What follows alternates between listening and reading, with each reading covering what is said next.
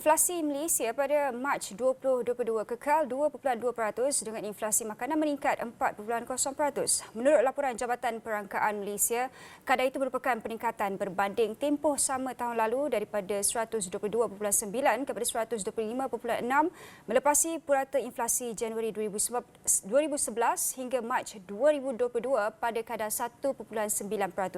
Manakala menurut Kementerian Kewangan, mata wang tempatan kekal berdaya saing manakala inflasi terkawal walaupun terdapat gangguan daripada ketegangan geopolitik dan ketidaktentuan global. Dan untuk bercakap lebih lanjut, kita akan bersama dengan penganalisis ekonomi Profesor Madya Dr. Muhammad Yusof Sari. Selamat pagi, Prof. Selamat pagi, Syazwani. Ya, Prof. Berdasarkan laporan ini, apa yang dapat kita terjemahkan? Mungkin dari segi nilai ringgit, adakah ia bakal memberi manfaat yang lebih baik kepada ekonomi Malaysia? Baik, Syazwani, kalau kita melihat trend kepada inflasi semasa ya, Ya. walaupun secara purata nasionalnya masih terkawal kita katakan ya, berbanding dengan tahun lepas, tetapi tanda-tanda awal untuk tekanan inflasi itu telah ada dalam pasaran ya. Terutamanya tadi Syazwani ada memberi faktanya mengikut Jabatan Perangkaan yang mana inflasi untuk makanan yang melepasi 4% tu, kalau kita lihat kalau keseluruhan inflasi itu berada pada paras sekitar 3%, 4% tu melebihi purata keseluruhannya lah. Dan kalau kita lihat trend-trend sebelum ini pun ya, Sazwani, memang harga makanan itu ataupun inflasi makanan itu meningkat dengan lebih tinggi berbanding dengan purata nasional. Dan kita dah lihat beberapa bulan yang lepas juga perkembangan di pasaran telah menunjukkan harga makanan yang tinggi disebabkan oleh pelbagai faktor. Antara faktornya adalah gangguan rantaian bekalan di peringkat global, terutamanya dalam bekalan makanan ternakan ya, dan juga keadaan geopolitik yang berada sekarang ini. Jadi pada pandangan saya kita perlu memantau rapat keadaan ini. Jika kita tidaklah bersedia, kemungkinan inflasi ke atas makanan ini boleh memberi impak yang sebaliknya kepada keluarga Malaysia, kerana kita juga dapati bahawa sudah ada tanda-tanda pun di pasaran global kadar inflasi yang sedang meningkat. Hmm.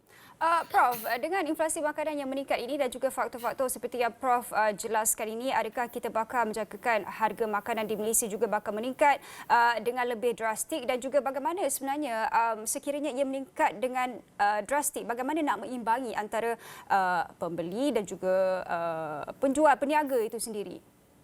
Baik, sebelum kita pergi melihat kepada sama ada nak mengimbangi kesan kenaikan harga tersebut, elok juga kalau kita sentuh sikit ya, saya ni Ya. berkenaan dengan perkembangan semasa dan jangkaan yang akan berlaku dalam masa terdekat ini.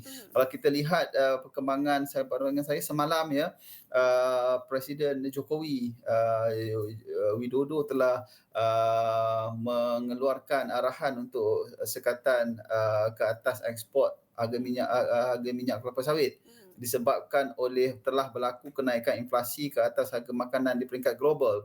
Tujuannya adalah untuk apa yang dibuat oleh Presiden Indonesia adalah untuk memastikan bekalan minyak masak cukup di dalam negara. Jadi jika kita melihat situasi itu, ini secara tidak langsungnya akan mengurangkan bekalan ke atas harga minyak kelapa sawit dunia ya, yang mana ini akan cenderung untuk meningkatkan lagi harga crude palm oil kita panggil ya.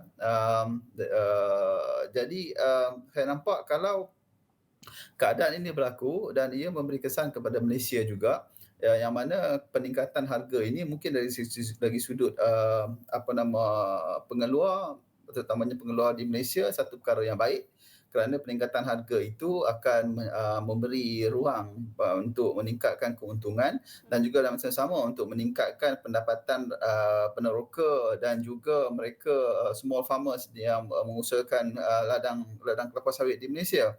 Tetapi ya, untuk saya juga saya bimbang kenaikan harga di pasaran global tidak dapat diimbangi dengan pengeluaran di Malaysia.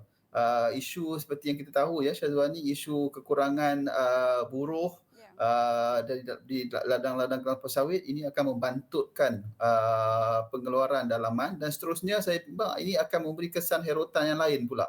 Yang mana saya bimbang akan ada mungkin ya akan ada dalam masa terdekat jika kita tidak tangani dengan baik peningkatan harga minyak masak dalam negara akan berlaku dan jika ini berlaku kerajaan perlu lihat ataupun buat semakan semula ke atas dasar-dasar yang sedia ada terutamanya yang selangsungnya adalah kepada subsidi minyak masak terutamanya mereka yang bergolongan berpendapatan rendah ni Syazwani. Ya, Prof. Adakah kita akan menjagakan negara kita akan ikut jejak langkah Indonesia yang nak hentikan ekspor minyak sawit itu?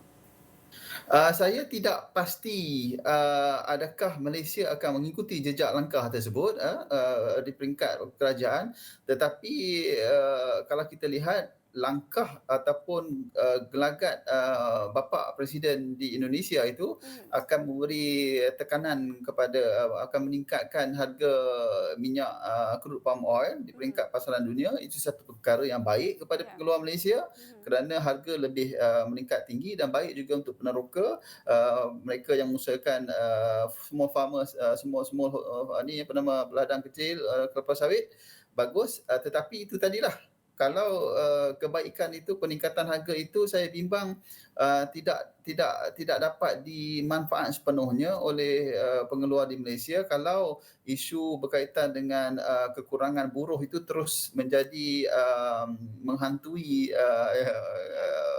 pengeluar di Malaysia pada ketika ini.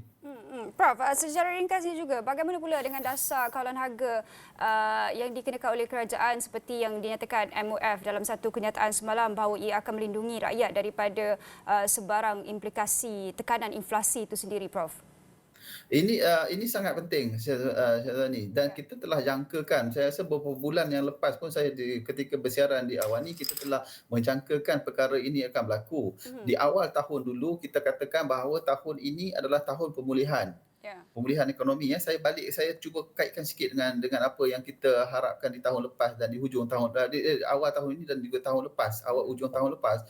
Jadi pemulihan ini akan satu perkara yang diperlukan tetapi pemulihan ini boleh menjadi satu perkara yang sangat mencabar kepada kerajaan kerana kita nak memastikan pemulihan ini tidak terganggu dengan isu-isu seperti gangguan rantaian bekalan, gangguan ketidakcukupan buruh yang ini akan menyebabkan inilah salah satunya inflasi dan kalau ini berlaku terutamanya inflasi ke atas makanan maka kerajaan perlu lihat kembali, semak kembali harga minyak subsidi contohnya, harga minyak masak subsidi dan juga bagaimana untuk memastikan golongan yang berpendapatan rendah akan terus